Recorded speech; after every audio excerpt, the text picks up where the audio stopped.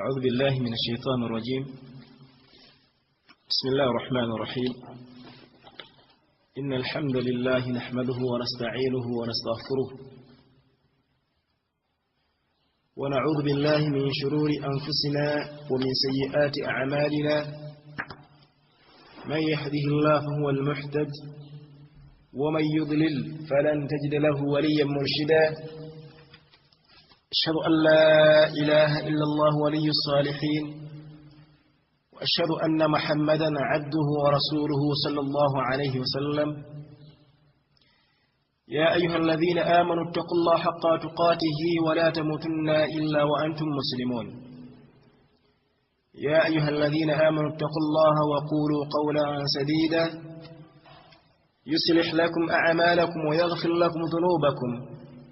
ومن يطيع الله ورسوله فقد فاز فوزا عظيما. فإن أصدق الحديث كلام الله، وخير هدي هدى محمد صلى الله عليه وسلم، وشر الأمور محدثاتها، وكل محدثة بدعة، وكل بدعة ضلالة، وكل ضلالة في النار. ثم أما بعد، السلام عليكم ورحمة الله وبركاته، وأسعد الله صباحكم بكل خير. تمتين واجتب الله سبحانه وتعالى، واجتب الله سبحانه وتعالى أبو كيس الزا كنا كنا ورماني نطلب لهم سونغ بانجي موانا واتو الله سبحانه وتعالى أبدو أمازوك بجرولا بما زوك سنكنا الله سبحانه وتعالى. كثير من الناس بانجي مبات وما زوك سنكنا الله سبحانه وتعالى. موابا سنكنا الله سبحانه وتعالى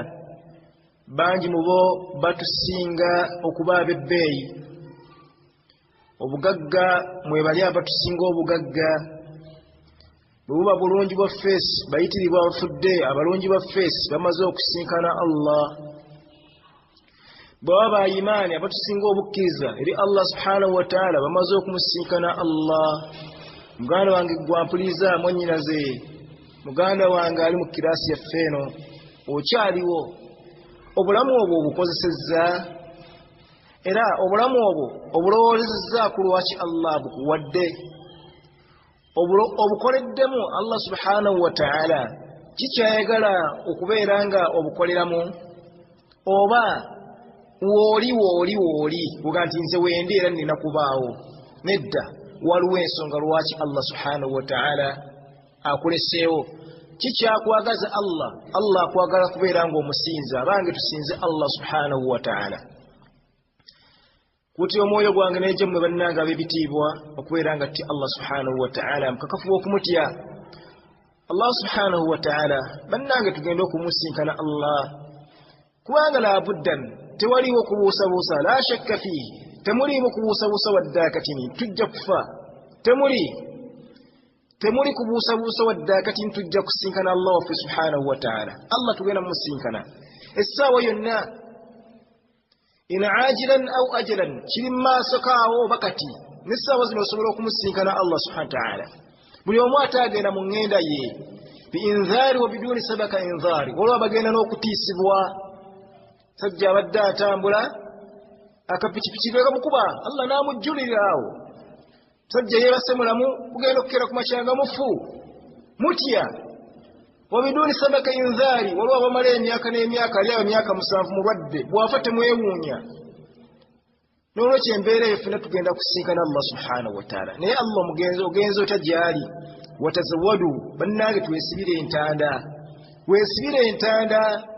omuntu wabanga agenda kutambula safaari, ava wano agenda ggulu,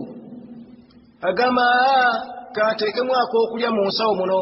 bw'atuuka mu maaso agati ebitundu by'eggulu eno sina wejja kugula kakulya, nja kulya kacyapati kange kano nga ntuuse mu kkuba eyo. abange watazawwadu fa inna safarin tawil, twesibire entanda kubanga olugendo tugenda okutambula bannange lugendo luwanvu nnyo. naye ng'entanda gye mbagamba okwesibira, yagamba fa inna khayra zaadi attaqwa, emazima entanda esinga obulungi egenda okuyamba ntanda ya kutya Allah subhanahu wa ta'ala ragenda kutya okutya Allah subhanahu wa ta'ala mu mbeera zonna mu busuubuzi bwaffe tutya Allah mu mpangala yaffe tutya Allah bannange mu nnyambala yaffe tutya Allah bannange mu mulimu gyonna gye tukola tutyemu Allah ala kulli shay'in mu mbeera zonna tubeerenga tutya Allah subhanahu wa ta'ala bwatyo Allah bwatwagala twekuume Allah omanye nti Allah kino kyayagala okukola obeerenga kyokola omanye nti kino Allah kitakyagala obeerenga okireka twekuume Allah abeebitiibwa mu mbeera yonna mbakuuta okubeeranga tutya Allah subhanahu wa ta'ala saba Allah subhanahu wa ta'ala sokusaasira kwe n'emirembe gye ku mubaka waffe Muhammadin sallallahu alaihi wasallam kitonde kya Allah kyabbeeyi ekyabeeranga kyatusomesa obusiraamu buno buli omu okubeeranga abutegeera baganda nga ab'ebitiibwa olwaliro abantu kibali ku mimwa buli muntu yeetekka kusiiba olina okumanya agenda okusiiba ani ateekeddwa okusiiba olwaliro weetuli naye si buli muntu yenna nti waakusiiba waliwo abalina okusiiba Allah baalambika mu Qur'an mu ahadithi z'omubaka Muhammadin sallallahu alaihi wasallam ti bano be balina okusiiba abaffe oli mu abo be twagala tubitegeere kaifa naishu fi ramadan tuwangaala tutya nga tuli mu ramadan tuleme kutuuka mu ramadan ng'ate otegeere empangalo y'omuntu mu ramadan kaifa naishu fi ramadan omuntu wayingidde ramadan asaana kweyisa atya butya bweyeeyisa biki ebyonoona ramadan okusinga lw'onaatuuka mu ramadan osiibyeko n'ewiiki nnamba ate olwale batandika okukusomesa nti bino byonoona okusiiba biki ebyonoona okusiiba biki ebiri waajibu mu kusiiba nga woba okirese okusiiba ku kufu ebyonoona okusiiba biki ebituusa okusiiba kw'omwana Adamu yensonga lwaki njagadde omusomo gwaffe gwe tusooke tuguyimirizeemu biidhinillahi ta'ala tubeere nga tutunulira okusiiba insha allahu ta'ala taarifu siyam okusookera ddala katusooke tumanye okusiiba kyeki abanga okusiiba kyeki kubanga weetuli twogera kusiiba naye okusiiba kyeki okusiiba nno kwe mbagamba okwo kulina amakulu abiri asiyam au sawm lughatan mu lulimi oluwarabu kina kyekitegeeza mu lulimi oluwarabu okusiiba kina kyekitegeeza kitegeeza ki mu lulimi oluwarabu nti omuwarabu aba ayogedde nti sawm kusiiba omuwarabu nga ye omuwarabu aba ategeeza ki aba ategeeza imsaaku wakaffu an shay'in kubeera kweziyiza na kuleka buli kintu kyonna wayusta'mal fi kulli imsaaki n'okubeera nga buli kintu kyonna kyonna agenda kukireka senga aba akyogeddeko kuba kweziyizaako n'okuleka ekintu kyonna kyonna tulira Allah subhanahu wa ta'ala mu Qur'ani al-Karim ng'atuwa amawulire ga Maryam alayhi salam mu kaseera ako Maryam we yabeeranga afunira olubuto bw'amala okufuna olubuto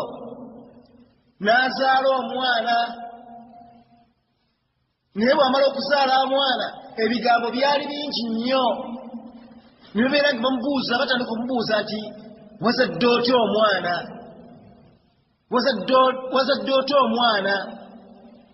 bamubuuza ebibuuzo byali bingi ne bimuyitirirako naye Allah subhanahu wa ta'ala yatuuka okubugamba nti bwe babeera nga bakubuuzizza ebikwatagana omwana bagambe inni nazartu lirrahmani sawman falan ukallima alyawma insiya bagambe nti inni nazartu lirrahmani sawman mazima nze neeyamye neetaddeko neeziyizzaako okwogera nsiibye okwogera falan ukallima al-yawma insiya sijja kwogera kigambo n'ekimu okusiiba mu Luwarabu kitegeeza kweziiza olwaleero nga Maryam bw'olaba mu aya eyo ng'agamba nti neeziizaako kubeera nga kwaki nsiiba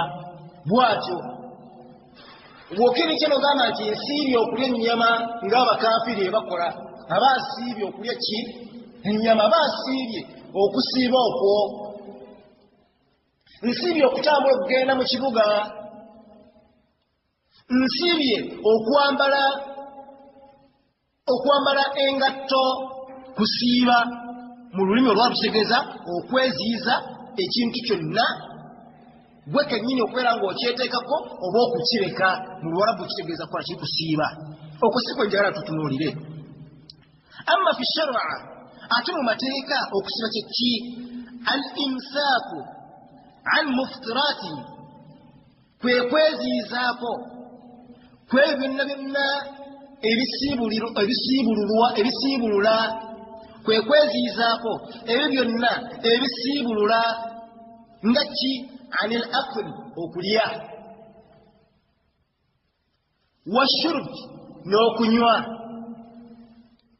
wal ijmaa'u n'okwegatta mu mbeera ez'obufumbo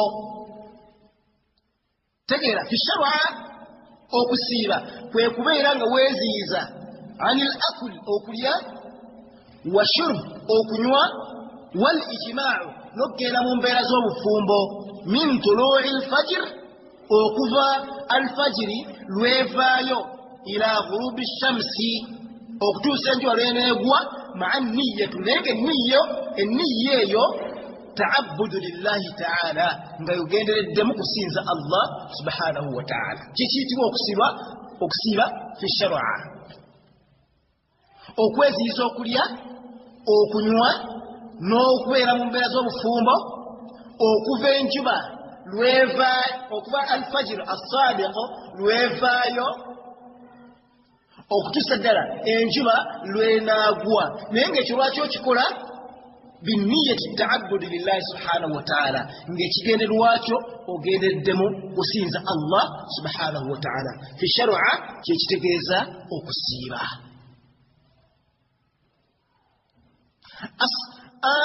okusiiba kuno kutugenda okusiiba nga tunnaba kutandika kulaba tuteekeddwa kweyisa tutya mu Ramadan biki ebyonoona okusiiba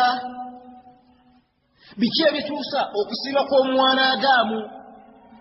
kaifa naishu fi Ramadan tweyisa tutya mu Ramadani tusooka tulabe alfadailu siyam bulungi ki obuli mu kusiiba otegeere ekikyogenda okufiirwa otegeere kikyogenda okubeera ng'ofiiriddwa otegeere kikyogenda okubeera ng'ofiiriddwa mu butasiiba oba mu butatuukiriza okusiiba kikyogenda okubeera nga ofiiriddwa asiyam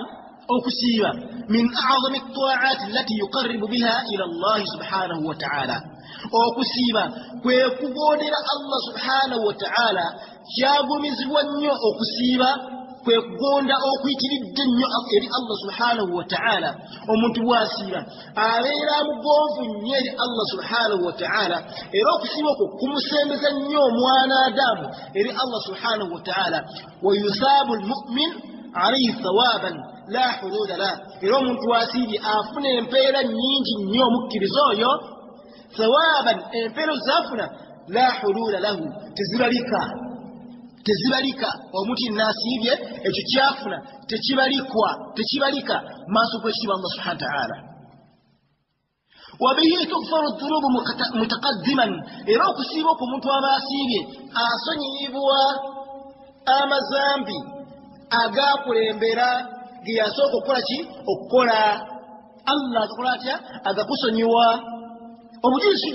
tujja kubulaba wansi bino byonna byenjogerako wabihi yubaid baina alwajhi wa baina an-nar omuntu asiiba aba amaze okuteekawo ejjiji wakati w'ekyenyi kye ne wakati w'omuliro gwa Allah okubeera nga ajja kuguyingira kasita osiiba Ramadan obeera omaze okuteekawo wakati wo ejjiji yekintu ekiziyiza ekigenda okugaana okuyingira omuliro gwa Allah subhanahu wa ta'ala. ويستحق العبد دخول الجنة من باب خاص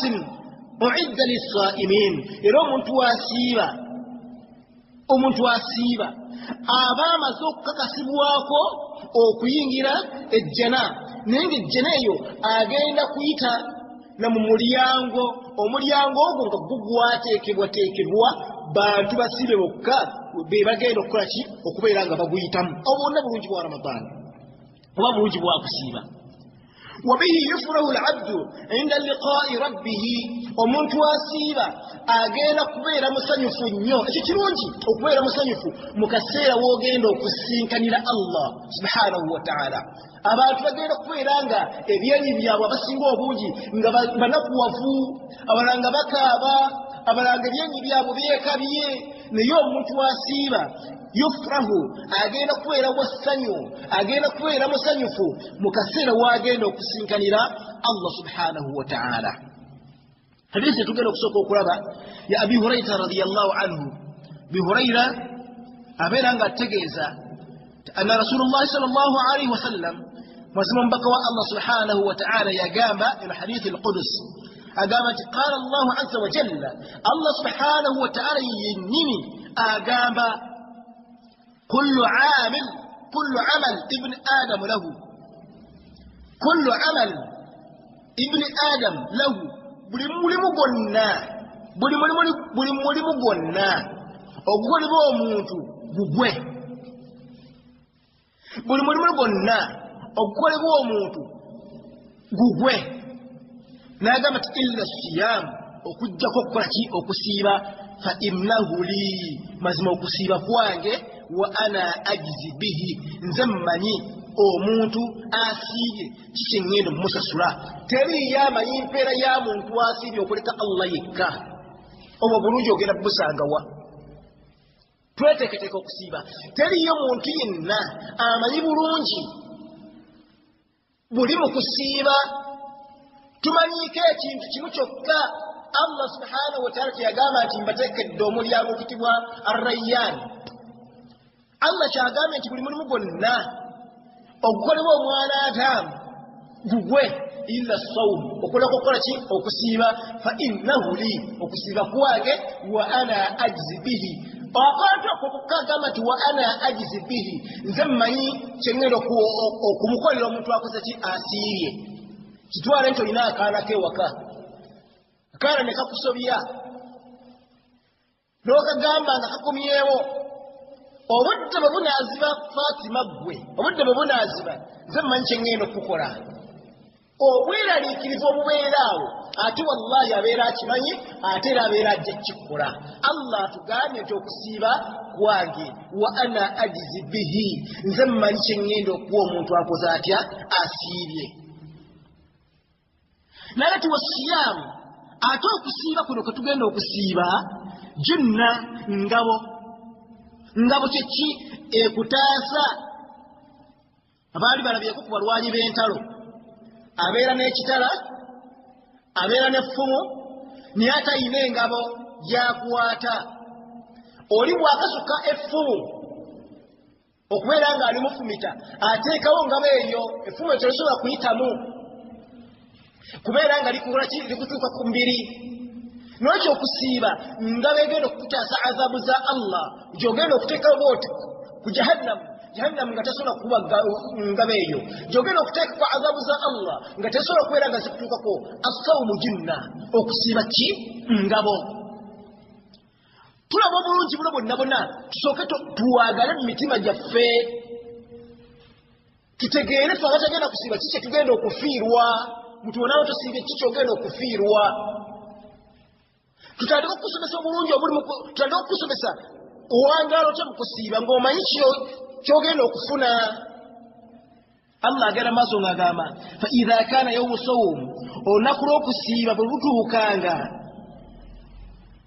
olunaku lw'okusiiba bwe lubanga lutuuse eri omumwe, fala yarfus, tubwedibaganga, wala yuskhab, tokolanga ebintu ebibi Allah byateyagala. wala yajhal mwana tutogezanga ko noberango owangaya mbifo ebyekitumbavu ebifo ebitali birungi tugezanga ko noyogera ebigambo ebitali birungi natuka Allah subhanahu wa ta'ala ogamba fa in shatamahu ahadun omuntu omumwe ne bwaberanga akuvumye buvumi olw'obulungi bwa Ramadan omuntu ne bwaberanga akuvumye buvumi aw qatalahu oba kulwanisiza ulina jera tandika okugula kwa olutalo falyakul beera mugonfu nnyo mugambe inni swa'im marataini mirundi ebiri munnange nze tukanze nasiibye munnange nvaako nze nasiibye ndeka walladhi nafsu Muhammad biyadihi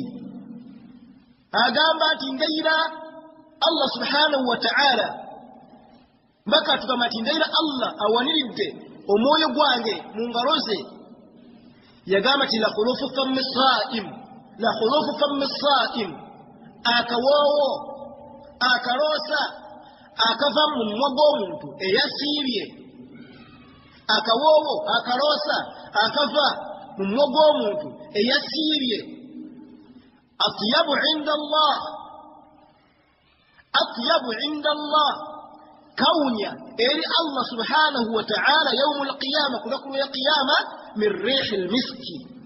okusinga akawoowo akakalifuwa aitwa miski kawoowo kigwe komanya akasinga okuwunya obulungi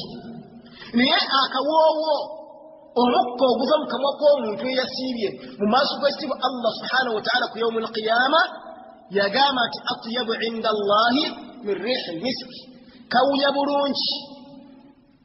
bulungi okusinga akawoowo kakalifuwa ng'omanya asinga okuwunya ennyo Allah ye yayogera ku miski nagati wali saim abanga omusiibi farahatani yafrahuhuma omuntu yenna asiiba Ramadan abeera n'ensanyuka bbiri omuntu yenna asiiba abeera n'ensanyuka bbiri idha aftara fariha bifitrihi bw'abeera ng'asiibulukuka ayina olusanyuka lwasanyuka wano kitwale mu mbeera bbiri imma ku nnaku lwennyirinyiri ng'agenda okusiibuluka wa imma ng'amazeeko Ramadan eyo ensanyuka y'emu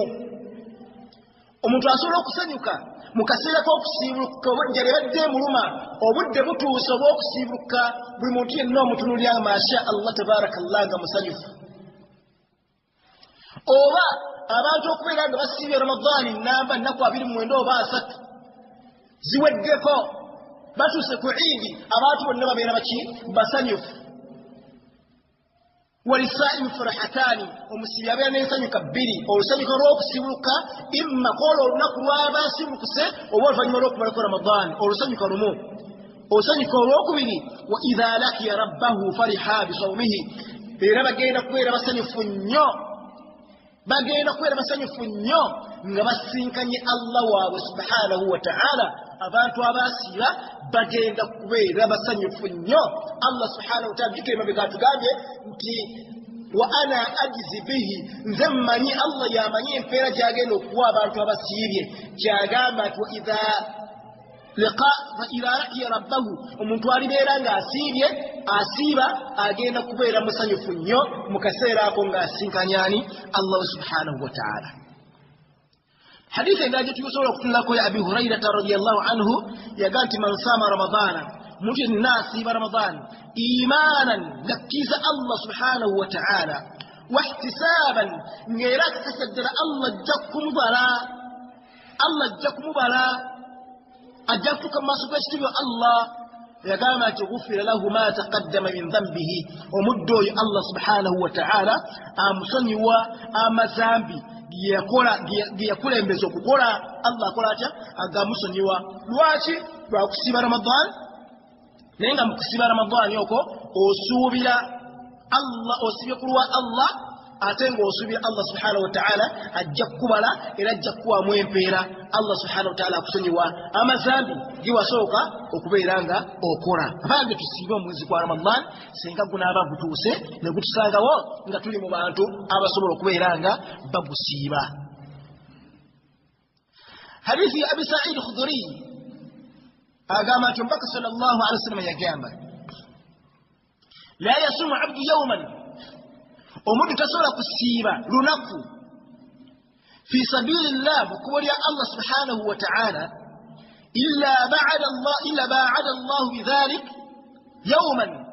wajhahu 'ala an-nar 70 kharifa omuntu nnagezaako n'asiiba olunaku lumu olunaku olumu ng'alusiibye mukubo lya Allah subhanahu wa ta'ala agamba nti Allah subhanahu wa ta'ala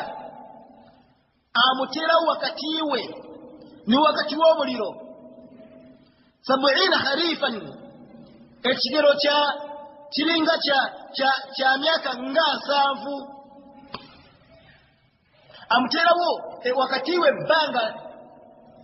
oba kilomita nga 7 neza Allah azibu nnyo mpanvu nnyo okubeera nga kisobola kubeera nga asemberera omuliro gwa Allah subhanahu wa ta'ala.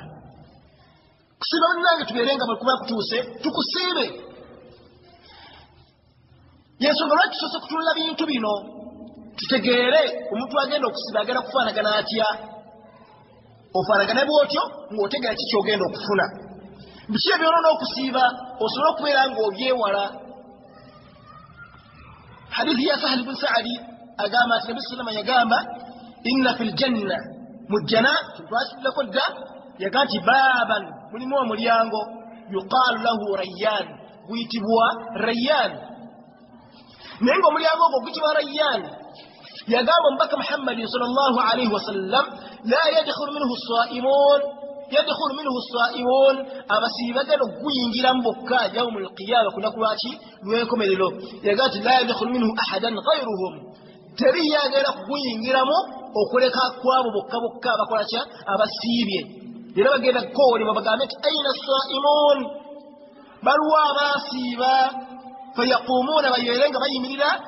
la yadkhulu minhu ahada ghayruhum tiwaliwo n'omu agenda kuyimirira kuguyingiramu okuleka abakola kya abasiiba yagamba nti fa idha dakhalu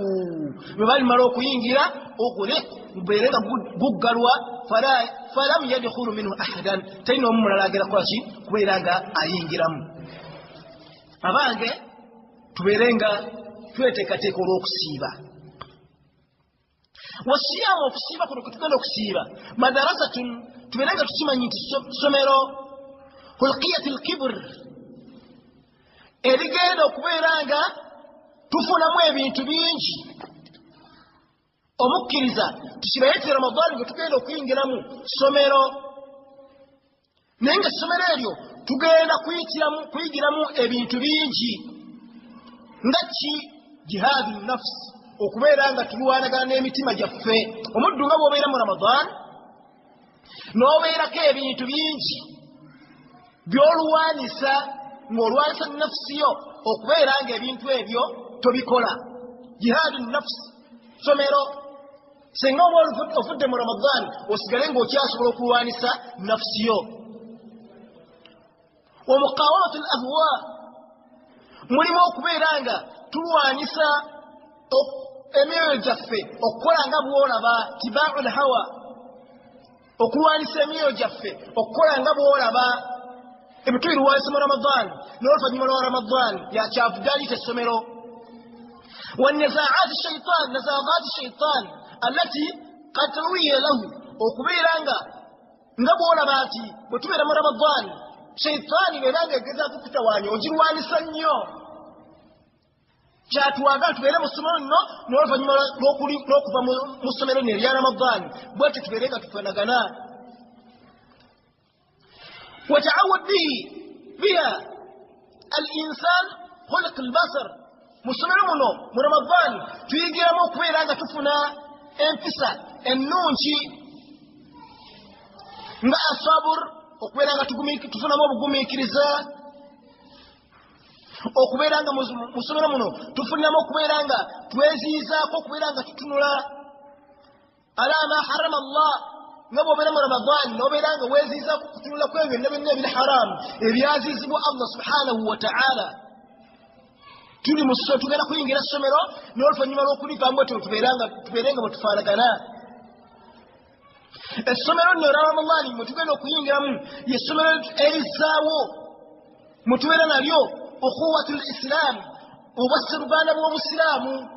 bwe tubeera mu Ramadani buli muntu yenna alabira ddala ng'omuntu yenna gwasinga naye nga musiraamu alabira ddala nga muganda we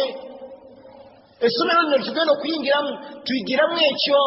n'oluvannyuma lw'okulivaamu tubeerenga omuntu gwetunga musiraamu munno olabira ddala nga wa luganda lwo muganda wo والتعاون على شربة المسلمين mu Ramadani mwe tubeeramu mu ssomero eryo mubeeramu okubeera nga tuyambagana wakati waffe kyova olaba nti bwe tubeera mu Ramadani omuntu bw'abeera nga alina ebyenkulimu n'asisinkana basiraamu banne nga bali 10 wallahi alimenyamenyamu obuntu 10 n'abeera nga agati fulani kwata fulani munnange ddyako abantu tutuuka n'okuseera nga munno omwegayirizi akulire ku kantuko tugenda kuyingira essomero eryo n'oluvannyuma lw'okulivaamu tubeerenga tufuniramu ebintu ebyo ebifaanaganako weebityo aksamu siyaamu okusiba kuno kwe tugenda okuyingiramu ab'ebitiibwa kulamulwa aksamu emiteeko gy'okusiiba katuleko ku miteeko gy'okusiiba abanga tukimanye nti anna siyaamu ala qismayni okusiba kuno kwayawulwamu emiteeko ebiri omuteeko ogusooka asiyaamu waajibu waliwo okusiiba okw'obwetteeka okwa laazimu okwa waajibu omuteeko ogwokubiri asiyaamu tatawwu'i waliwo n'okusiiba okwa sunna kasooka tutuleko kusiiba okw'obwetteeka fasiyaamu waajib okusiiba okw'obwetteeka ala thalathati aqsam ate kukwayawulwamu emiteeko esatu wantu mumpulirize nnyo ab'ebitiibwa kubanga tugenda kuyingira mu Ramadani ate naffe natubadde tusiiba emabega natubadde tusiiba naye byosiiba obitegeera okusiiba okw'obwetteeka kwayawulwamu emiteeko esatu omuteeko ogusooka olwaleero biidhnillahi taala twagamba tugenda kutandika ku aksamu siyaamu okusiiba kulina emiteeko okumiteeko gy'okusiiba gye tugenda okutunulako olunaku olwaleero biidhnillahi taala bannange emiteeko gy'okusiiba oba okusiiba tekuli kumu kwa mwezi guno gwa Ramadani nedda okusiiba kwa miteeko mingi nnyo era sheekha agamba nti ilamu mumanye anna siyam mazima okusiiba ala qismayn kwayawulwamu emiteeko ebiri bannange okusiiba kwayawulwamu emiteeko ebiri omuteeko ogusooka siyaamu waajibu waliwo okusiiba okw'obwetteeka okusiiba nga ko kwa bwatteeka lazima kitibwa waajibu kintu eky'obwetteeka ng'oteekeddwa buteeka okukikola lwampaka oyagala toyagala era wayuthaabu faa'iluhu ng'afuna empeera oyo abeera akikoze wayucaaqabu era n'abeera ng'ajja kubonerezebwa oyo yenna abeera akirese kasola ng'okusaala kasiyaamu ng'okusiiba kazaka ng'okuwa zaka kyabwatteeka mirimu gyabwatteeka oteekeddwa buteekwa okugikola singa oba oli mwabo oba mu miteeko egyo egiteekeddwa okukola ensonga eyo ofunamu empeera bw'obeera nga tokikoze Allah subhanahu wa ta'ala wali wakubonereza n'okyo okusiiba omuteeko ogusooka siyaamu waajibu waliwo okusiiba okw'obwetteeka tujja kukola biidhnillahi ta'ala omuteeko ogwokubiri asiyaamu tatawwu'i okusiiba okwa sunna konno nga bw'oba osiibye ofuna empeera mpitirivu nnyo mu maaso g'ekitiibwa Allah subhanahu wa ta'ala ate nga singa oba tosiibye tobonerezebwa era tolina musango eri Allah subhanahu wa ta'ala tujja kutandika n'omuteeko ogwa siyaamu waajibu omuteeko ogw'obwetteeka oba ogw'obuwaze ng'oteekeddwa buteekwa okusiiba asiyamu wajib okusiba okwobwetteeka wa aqsamuhu mwana tuwatinako kulina emiteeko nakwo kulina emiteeko asiyamu wajib okusiba okwobwetteeka ala thalathati aqsam ko kwayawulwamu ate ebiteeko emeka esatu okusiba okwobwetteeka ate nakwo kwayawulwamu ebiteeko esatu bannange tubeerenga tunootinga ebintu bino tubeerenga tubitegeera omuntu ayinza okuba nga abadde asiiba naye ng'amanyi okusiiba okwobwetteeka ng'amanyi ramadaani yokka nti kwe kusiiba okwobwetteeka okusiiba kuno okwobwetteeka wayawulwamu thalathata aqsam emiteeko emeka emiteeko esatu muteeko ogusooka ma yajibu li zamani nafsihi wa huwa sawmu shahr ramadan okusiiba okwobwetteeka okusookera ddala kyekyo kwekwo okusiiba okwakulaalikwako gwe kennyini nga Allah subhanahu wa ta'ala yakukulaalikako okubeera ng'okusiiba wa huwa sawmu era n'okusiiba okwo kwe kusiiba omwezi ogwa ramadaani bi'aynihi ng'okusiiba okwo kwogenda okusiiba oteekeddwa okusiiba ng'omaze kulaba mwezi kubanga omaze okukakasa nti omwezi ogwa ramadaani guyingidde n'olwekyo okusiiba omwezi gwa ramadaani kyabwatteeka ku mwana Adamu yenna nga bwe tujja okulaba mu maaso wano wansi awo insha Allah okusiiba okwo kwabwatteeka eri omuntu yenna okubeera nga ayina okusiiba okusiiba okwokubiri ma yajibu li'illa wa huwa siyaamu kafaara kwekwo okusiiba okukakata ku muntu olw'ensonga gy'aba akoze wa huwa siyaamu kafaara oba kukusiiba okwo okw'omutango era nakyo tujja tutunula mu maaso awo ekyokulabirako nti omuntu kitono nnyo kyengenda okubawaako nti omuntu senga aba ali mu mwezi ogwa Ramadan twalaba taarifu ya siyam twali tulaba nti ekiyitibwa okusiiba mu mateeka twalaba nti kwe kweziyiza byonna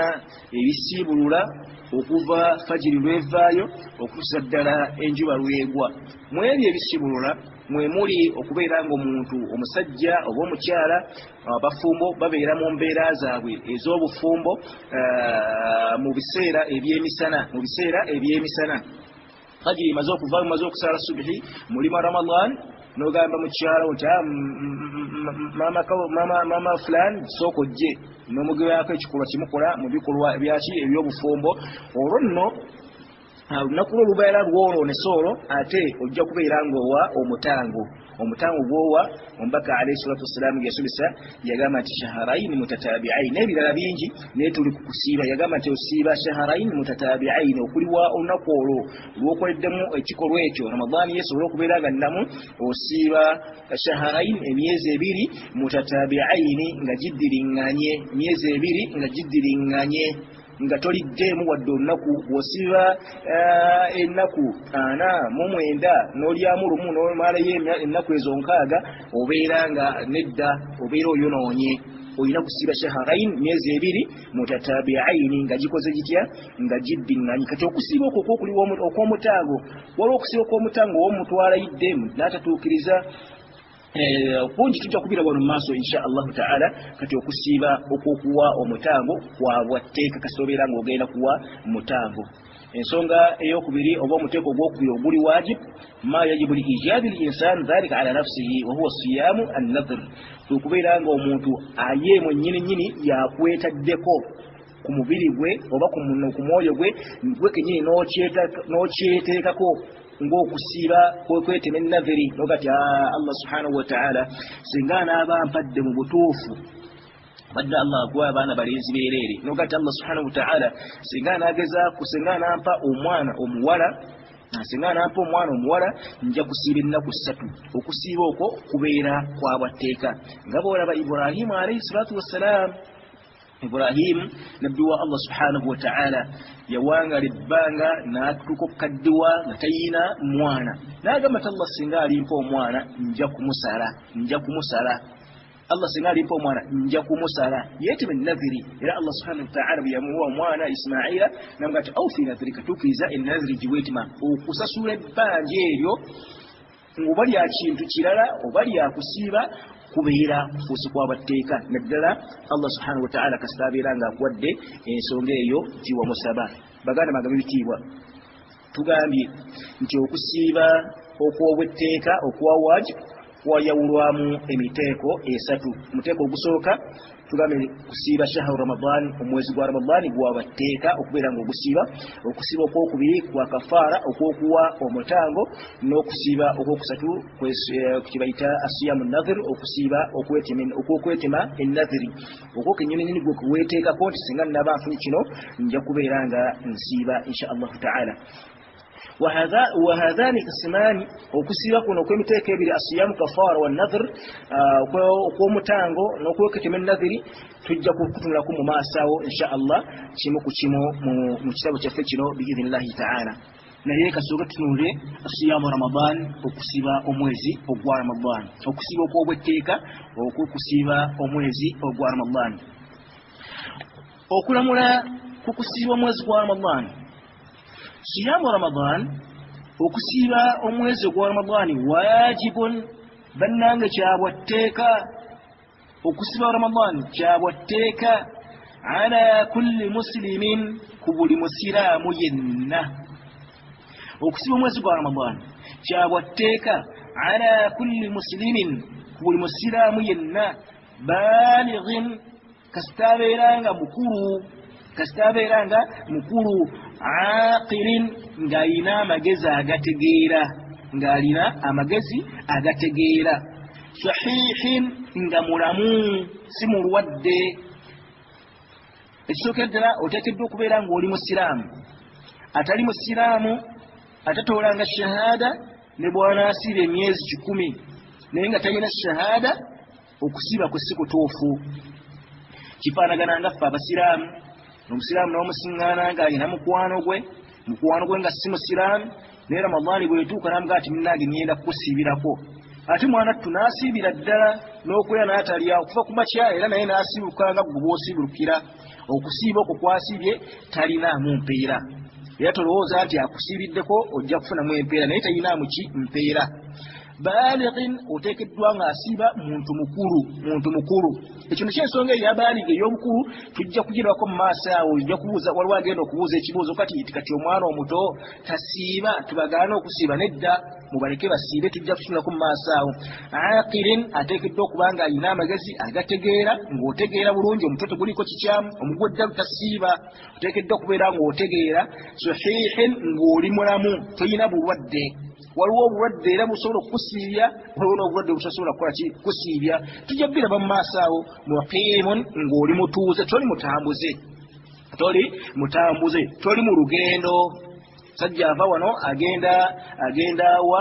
Dubai, lugenda Kuwait, ogenda wa, n'olugendo olwo nga lujja kukumenya senga oba bwasiibye. Tusiraamu kukkiriza okubeera ng'olya olunaku olwo nga bwe tunaalaba mu maaso awo. Era kati huwa rukunun, okusiiba min arkaani l-Islam, emu ku mpagi mu mpagi z'obusiraamu. Okusiiba emu ku mpagi mu mpagi z'obusiraamu. Dalla ala wujubi kitaabi wa sunna, era nga okusiiba okwo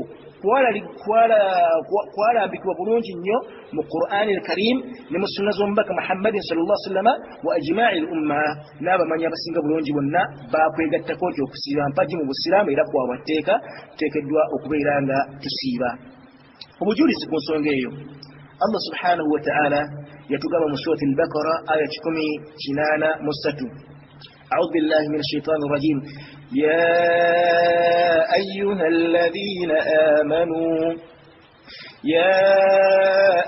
الذين آمنوا كتب عليكم الصيام كما كتب على الذين من قبلكم لعلكم تتقون أياما معدودات فمن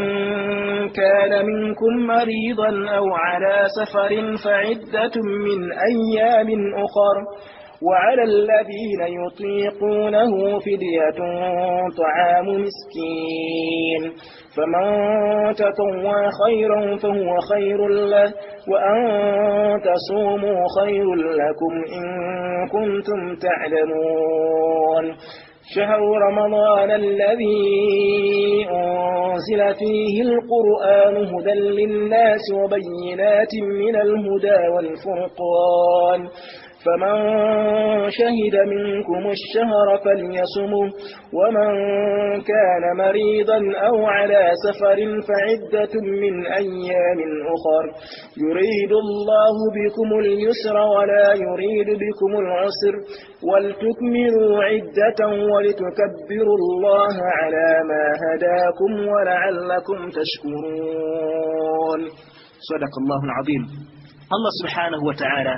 أتقسم آيات يزو يا أيها الذين آمنوا أبانك موابكرزا أما زوكيز الله سبحانه وتعالى يا أيها الذين آمنوا أبانك موابكرزا كتب عليكم الصيام مواني كدوا كوكو سيبا ملالي كدوا كوكو بيران مسيبا كما كتب على الذين من قبلكم نقبل قوالا لكي ونكوابو أبابا سوكا أكسيبا تكتالي كدوا كفي كما كتب على الذين من قبلكم نقبل قوالا لكي ونكوابو أبابا سوكا نجتغن الوجي لعلكم تتقون وبولياو مناتي الله سبحانه وتعالى بتوالي مكتانكم سمقونو twatunulira nti okusiiba ssomero mutuyigira ebintu ebingi kakati nga bw'olaba nti nno omuntu bw'abeera mu ramadaani ng'abadde mwezi tayenda omuntu bw'abeera mu ramadaani ng'abadde mu ramadaani tanywa sigala singa abadde munywa sigala omuntu bw'abeera nga muyombi bw'atuuka mu ramadaani tayomba omuntu bw'abeera nga ageya bw'atuuka mu ramadaani tageya kakati ekigendererwa ky'okusiiba ky'okuteekako omwezi guno gwa ramadaani tutuuke okuva mu ramadaani nga tuli abantu abemaze okwesamba ebintu byonna bye tubadde tutukola mu ki mu ramadaani la'allakum tattaqun oboolyawo tunafuuka abantu abatyani Allah subhanahu wa ta'ala bannange nno temweraliikirira Allah agera maaso ng'agamba nti ayyaman ma'dudat okusiiba okwo si kyakagendere nti mulina kusiiba lazima kusiiba nedda ayyaman ma'dudat naku mbale bubazi mwezi gumu 29 oba 3 ayyaman ma'dudat nakumbale mumbazi ate Allah n'abeera wasannyo n'agamba faman kana minkum marida omummu bw'abeeranga mulwadde obutujja kulaba mu maaso eyo faman kana minkum marida omuntu omummu bw'abeeranga mulwadde aw ala safarin oba ali ku lugendo agenda kutambula fa'iddatun min ayyamin ukhar olunaku olwo lulye ojja kusiibamu olunaku olulala nga ramadaani awedde wa ala alladhina yutiqunahu fidyatun ate waliwo abantu abatusobolera ddala kubeera nga basiiba bo bakole batya tu'amu miskin baliisa abanaku mmere abatasobola kubeera nga beetuusaako ebyokulya ebyokusiuluka baliise ngaabo faman tatawwa khaira omuntu yenna abaako asiibye olunaku lwa sunna asiibyeyo olunaku nga lwa sunna fahuwa khairun lahu kirungi nnyo gyali wa antasuumu bannanga okusiiba khairun lakum kyekirungi kummwe in kuntum taalamuun singa mubadde mumanyi n'agenda mu maaso ku aya iddako daga shahru ramadana bannanga omwezi gwa ramadan alladhi unzila fihi alquran gwe mwezi Allah subhanahu wa ta'ala guyessizaamu qur'ani ensonga tujja kugirako mu maaso awo shahru ramadan mwezi guno gwa ramadan alladhi unzila fihi alquran gwe mwezi Allah muyessiza ekitabo kyaffe constitution yaffe kututambulira ng'abasiraamu yagisiza mu mwezi guno gwa ramadan hudan linnas ng'ekyagiresa kiki kuleeta bulungamu eri abantu wabayinati min alhuda era qur'ani yajja kutunyonnyola bulungamu walfurqan era yajja okubeera nga etunyonnyola enjawulo eri wakati wa bulungamu n'okubeera nga tewali bulungamu n'obutali bulungamu qur'ani yebutunyonnyola naga faman shahida minkum ash-shahra omuntu mummwe omwezi gubeera gusanzeewo n'agulabako n'amanya nti omwezi gwatuuse falyasumuhu bannanga abeere ng'asiiba waman kaana marida Allah nakiddamu kikyeyogeddeko waman kaana maridan omuntu omumwe bw'abeera nga mulwadde aw ala safarin obanga ali ku lugendo ali mu kutambula fa'iddatun min ayyamin ukhra teyemenya abeere ng'alulya atya kuliwamu olunaku olulala yagamba nti yuridu Allahu bikum al-yusra bannange Allah atuwagaliza bwangu Allah tuwagaliza bwangu wala yuridu bikum al-usra Allah tatuwagaliza buzito Allah tatuwagaliza buzibu wal tukmilu al-idda bannange mujuzenga omuwendo mujuzenga ennaku eza Ramadan kakati nzinja kusiba ka 27 nedda wal tukmilu al-idda mujuzenga bwe kubanga omwezi guzenga tulina kusiba nnaku 29 zobosiba zijjuzo zimaleyo bwe kubanga guzenga tulina kusiba nnaku 3 zijjuze zoboko laki zobosiba wal tukabbiru Allah ala ma hadakum ate nno bannange bwekubeeranga omwezi ogwo mugusiibye ne mugumalako muteerezanga ku Allah subhanahu wa ta'ala yani nga tutuuse ku yawmul iidi kyova olaba nga tubeera nga tutuuse ku yawmul iidi ekigambo mbaka kyeyatukubiriza ennyo ne Allah kyayogerako wano kugamba nti Allahu akbar la ilaha illa Allahu akbar walillahi alhamdu kyagamba nti walitukabbiru llaha ala ma hadakum muteerezangako ku Allah olwekyo kyabagabidde ekirwa ekyokusiba omwezi mulamba nembeeranga mugumalako walaallakum tashkurun bwe munakola bwe mutyo oba oliawo Allah jabbateeka mu bantu abeebaza obwe bujulizi obukwatagana kubeera nga tusiiba omwezi ogwa Ramadan. ومن السنة وحديث سنبك محمد صلى الله عليه وسلم آية زجاجة سنة سورة البقرة بنابان غوزاقة دي آية تكون تنانا مستدو لآية تكون تنانا منيا. ومن السنة مزمك حديث سنبك محمد صلى الله عليه وسلم يا حديث يا طلحة بن عبد الله رضي الله عنه حديث يا طلحة حديث صحيح توفو إلى أن بخاري إلى مسلم طلحة قام دي أنا الأعربية ومسجل ورب جاء إلى النبي صلى الله عليه وسلم يجري يوم بكى عليه صلى الله عليه وسلم ثائر رأسي قد جاني يوم توينغ بواجه جاني يوم توينغ تقول متوينغ بمصلد باتوا كما سكون بكى محمد صلى الله عليه وسلم نابلا قام بكى محمد صلى الله عليه وسلم أخبرني بما فرض الله علي من الصيام يا رسول الله كسبون بولي الله شيئا ذلك كوكو بيران عسيبا yajjanye nnyo omutwe nga bimusomedde atakweta kuba omutwe tategera kyakukola nagati ya Rasulullah mbuulira Allah kiki kyetulalikako okubeera nga tusiiba kikiyandalika okubeera nga nsiiba faqaalu mpaka namugamba nti shahru Ramadan kusiiba mwezi gwa Ramadan illa an tatadwa shay'an okuleka nga naawe kenyini nyini osazeewo okubeera nga osiiba ennaku endala eza sunna naye Allah kyeyakulalikako kwe kubeera nga osiiba omwezi ogwaki ogwa Ramadan oba ekikubo kibweteereddewo n'okifuula ekyobwettika nga kyakola ki kyakusiiba nga kyetwalabyeko eri okwa naziri oba okw'omutango hadithi entuufu teyina mutawaana. hadithi endala ya Ibnu Umar radiyallahu anhu agamba nti omubaka alayhi salatu wassalamu yagamba buniya al-islam bwazimbibwa obusiraamu buno kubutambulira ala 5 ku mpagi 5 tojjaako n'emu. obusiraamu buno bwe tulimu bwazimbibwa ku mpagi 5 tolina kujjako n'emu. empagi esooka shahadatu an la ilaha illa Allah kukkiriza mu mwoyo gwo n'oyatuza n'olulimi nti tewali asinzibwa mu butuufu bwakusinza okujjako Allah subhanahu wa ta'ala enno mulimu ennyinga ey'okubiri wa anna muhammadan rasulallah n'okubeera ng'okkiriza muhammadi ti mbaka wa Allah subhanahu wa ta'ala eyo empagi esooka wa iqaami ssala bannanga okusaala mpaji mu mpaji z'obusiraamu wa itaa'i zaka n'okubeera ng'osiba okutoola zaka mu maaliyo wa hajji n'okubeera ng'okola hijja bw'ozoma ng'olina obusobozi wa sawmu Ramadan n'okubeera nga osiiba omwezi ogwa Ramadan ogw'ekitiibwa. Obulawo obujulizi bulaga nti okusiiba emu ku mpagi mu mpagi zaki z'obusiraamu okusiiba kwabateeka ezo zembuzi ku mpagi 5 obusiraamu kututambulira kukkiriza Allah subhanahu wa ta'ala mu butuufu bwakumukkiriza tewali asinzibwa okujjako Allah yekka n'omubaka Muhammad muddu we era mubaka we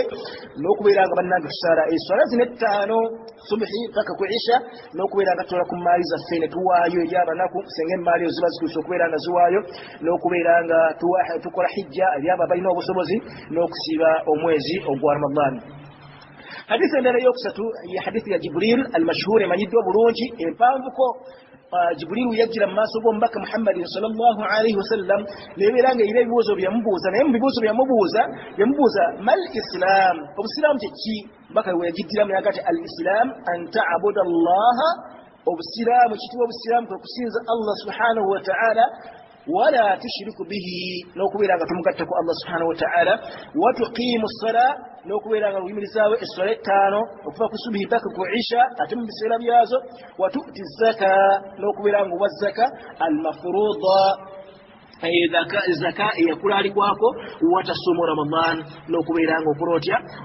osiiba omwezi ogwa Ramadan. bannanga okusiiba mu mpagi z'obusiraamu ez'obwetteeka z'oteekeddwa okubeera ng'oyagala toyagala olina okubeera nga okolaki osiiba singa oba olimu abo abantu abateekeddwa okusiiba nga tulaba mu maaso awo insha Allahu ta'ala. Wakati ajmaa al-muslimun abasiraamu bonna beekuŋŋaanya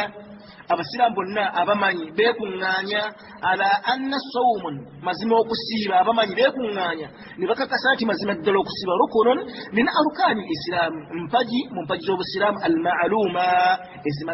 ezimanyiddwa mu busiraamu okusiiba mpaji mu mpaji z'obusiraamu baulama nabo beekuŋŋaanya ne bakakasa nti okusiiba mpaji mu mpaji z'obusiraamu ezo ezikoze zitya ezimanyiddwa mu mpaji z'obusiraamu era bannanga okusiiba yukaffiru munkiruhu kukafuwaza omuntu oyo akutamwa oli kasitaatandika okutamwa nagati nze sijja saagala kusiiba ntamwa okusiiba obeera olimu abo abagenda okukafuwala wala ihsan mukallaf illa bi'udhrin era okusiiba okwo tekuggyibwa ku buli muntu yenna omukulu tekuggyibwa ku buli muntu yenna omukulu oyo ayina okusiiba illa bi'udhrin okuggyako ng'alina ekisonyiisa mu ebyo bye tujja okulaba mu maaso waliwo ebintu oluusi bye twesibako nti bisonyiyisa okusiiba ate mwana wattu nga tubikola ki tebisonyiyisa kusiiba n'olwekyo okusiiba kuyina emiteeko gyabo abateekeddwa okuvaalu nga bo tebajja kusiiba nga bwe tujja okulaba mu maaso naye bw'obeera nga tuli mu abo ng'oli muntu mukulu nga tolina kisonyiyisa kyonna okusiiba kuba kufuuse kwabatteeka gy'oli. Barakallahu fiikum wajazakum allahu khair. Tujja kugenda mpola mpola ebintu bino bisobole okubeera nga bitegeerekeka bulungi. Wa barakallahu fiikum. Oba tujja kukomaawo njagala obuuza ekibuuzo nga kiri awo wennyini nnyini nga kiri awo wennyini nnyini. Lwaki nakalubira okuddamu ebibuuzo biri ebyabuuzibwa ebimu nja kubiddamu biidhnillahi taala kyensuubira olwaleero akawungeezi insha allahu taala lwakuba nti ebimu byali biri mu maaso eno gye tulaga. Olina kufaayo n'owuliriza bulungi nnyo oba oli awo ekibuuzo kyo kijja kujjira awo mu maaso insha allahu taala. Ebyo njagala mubuuza ebibuuzo nga biri awo wennyini nnyini wetutandikidde era ne wetukome. Wa barakallahu fiikum wa jazakum allahu khairi. Wasalaamu alaikum wa rahmatullahi wa barakatuhu.